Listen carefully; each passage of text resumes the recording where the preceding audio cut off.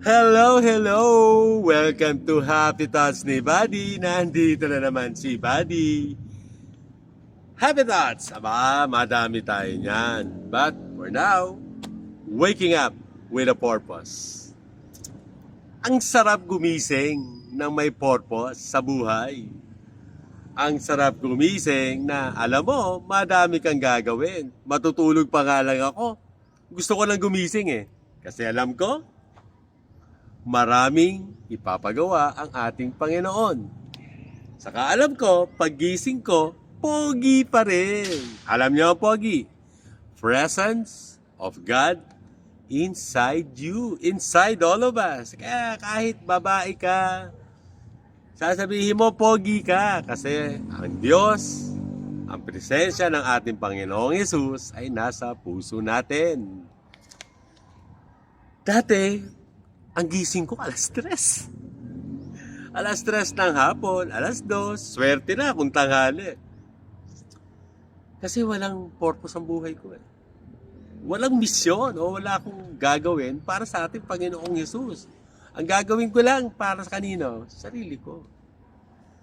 But, ang Panginoong Yesus, kapag binago niya ang buhay mo, 360, like what He did to me. Magugulat ka eh. Ang dami mong mga bagay na dati hindi mo naman ginagawa eh. Dati, ba't ko gagawin yan? Hindi ako yan. Pero ngayon, you will be surprised. I am surprised. Because grace and the Holy Spirit is, with me and Jesus, siyempre, ang dami kong nagagawang bagay na nasosurpresa ako na kaya ko nang gawin ngayon. May mga nasasabi ako, mga salita na magaganda, siyempre, na hindi ko naman sinasabi before. At higit sa lahat, natuto ako magpatawad. Simula sa sarili ko at sa mga taong nagkasala sa akin. Dati hirap na hirap din ako dyan. Waking up with a purpose with Christ is the perfect life na ibinigay sa akin ng aking Panginoon. Ng ating Panginoon.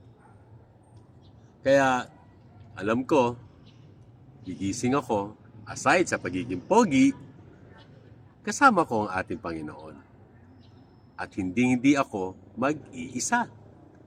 And that's my happy thoughts.